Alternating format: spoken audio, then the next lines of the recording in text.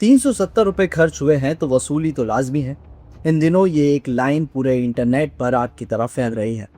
तो हमने चिकन बिरयानी खाई, वो हाई होगी 360 370 रुपए की। फिर वो कहते घर छोड़ाओ, महा यार 370 रुपए लगे हैं, मैं वसूलता करूंगा।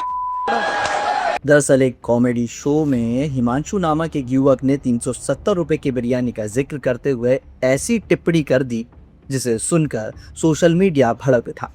उसके शब्दों का सीधा मतलब यही था कि वो एक लड़की पर खर्च किए गए पैसों के बदले उसका फायदा उठाना चाहता था। वीडियो वायरल हुआ, लोगों ने जमकर विरोध भी की, उसकी कंपनी को टैग करके सवाल पूछे गए, गालियां दी गई, जिसके चलते कुछ ही दिनों में उसको कंपनी ने जॉब से निकाल दिया, यानी उसकी नौकरी चली गई।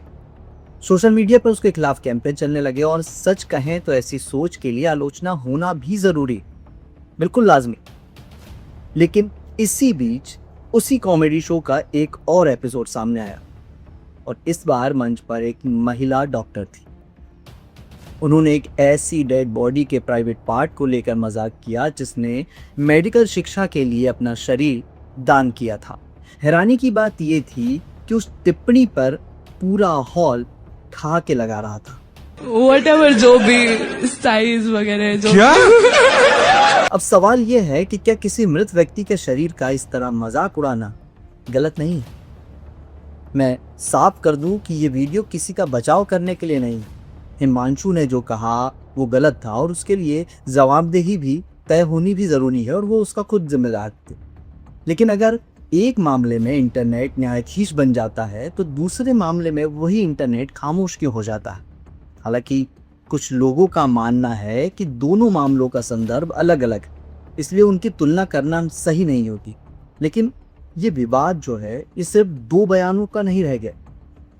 अब सवाल बन गया है कि अगर एक मामले में इंटरनेट न्यायाधीश बन जाता है तो दूसरे मामले में वही इंटरनेट खामोश क्यों हो जाता है? युवक की पहचान सार्वजनिक हो जाती है, उसकी नौकरी चली जाती, उसे हर प्लेटफॉर्म पर गालियां पड़ती हैं जिसका जिम्मेदार वो खुद। लेकिन वहीं दूसरी तरफ उसी तरह विवादित बयान देने वाली महिला के खिलाफ कोई आक्रोश दिखाई ही नहीं देते, इंटरनेट पे कोई चर्चा ही नहीं। ऐसा क्यों?